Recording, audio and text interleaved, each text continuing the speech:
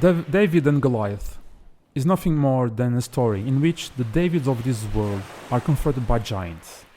And by giants I mean armies, England national teams, bullying schoolmates, terrible misfortunes, everything you can imagine as terrifying. And when confronted by these enormous opponents, should I play by the rules of the game? Should I give up, run away or face him? Should I submit to fate and see confrontation as a fatality in life?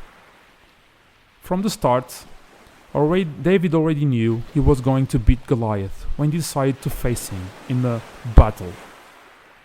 He was used to kill lions and bears that attacked his flock of sheep, large animals, gigantic animals. Nothing new to face this type of opponents. Then David faced Goliath, not following the so-called conventional rules of the time. Goliath was expecting man-to-man combat, and it was with this idea that when he saw David, he thought that the Israelites were making fun of him.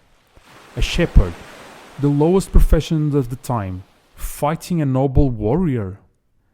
As Goliath asked him, "Am I perhaps a dog that you should come at me with a stick in your hand?"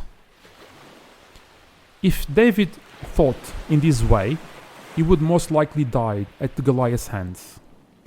King Saul had David wear the armour and helmet because he also thought the battle had to be one-on-one battle by the rules. David used his sling to knock Goliath down, and then with him on the ground cut off his head. David used his weapons. David used his rules. On the other hand, Goliath was a giant. Have you ever seen a tall person moving? Look at all the tall NBA players, the tallest of the tall. Tall people are not agile people. They are slow. They are not the best players in the league. Their job is to rebound the ball, to block the shot, not running after a small guy, dribbling the ball through the pitch. They simply cannot. According to the Bible, Goliath was 3.5 tall. A huge man who in turn needed help to move around. A slow guy like the NBA's tallest guys. When he saw the stone heading towards him, he most likely thought, "Uh-oh, game over. I'm F-word." You know what I mean. Being giant is really an advantage. And that giants are not what we think they are. What we think is the strength of enormous superiority is indeed cause of its weaknesses.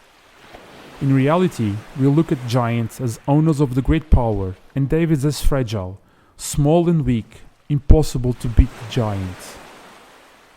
How we are seeing things in the wrong way, just like seeing King Saul did and everyone else who was in that day in the Valley of Elah. Being David and facing enormous challenge that life gives us can lead us to opening doors that we would never thought possible to happen. Being David and facing enormous, overwhelming adversities produces greatness and beauty, as Malcolm Gladwell wrote.